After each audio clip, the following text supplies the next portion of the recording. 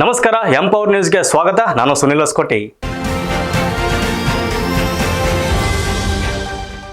ಬಾಲಕಿ ಸೇರಿ 5-6 ಜನರ ಮೇಲೆ ಎರಗಿದ ಬೀದಿ ನಾಯಿಗಳು. ವಿಜಯನಗರ ಜಿಲ್ಲೆ ಕೂಡ್ಲಿಗಿ ಪಟ್ಟಣದಲ್ಲಿ ನಡೆದ ಘಟನೆ.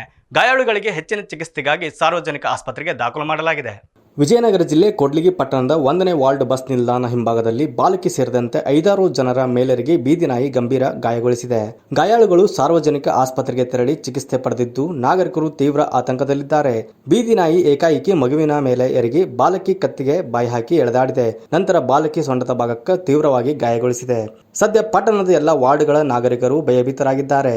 ಕೂಡಲೇ ಪಟ್ಟಣ ಪಂಚಾಯಿತಿ ಮುಖ್ಯಾಧಿಕಾರಿಗಳು ದಾಳಿ ಮಾಡಿರುವ ನಾಯಿಯನ್ನು ಸೆರೆ ಹಿಡಿಸಬೇಕು ಮತ್ತು ಆ ನಾಯಿಯ ಆರೋಗ್ಯ ಸ್ಥಿತಿಗತಿ ಅರಿಯಬೇಕಿದೆ. ಅದಕ್ಕೆ ಸೂಕ್ತ ಚಿಕಿತ್ಸೆ ನೀಡಿ ಅದನ್ನು ಬೇರೆಡೆ ನಿರ್ಜನ ಪ್ರದೇಶಕ್ಕೆ ಸಾಗಿಸಬೇಕೆಂದು ನಾಗರಿಕರು ಆಗ್ರಹಿಸಿದ್ದಾರೆ.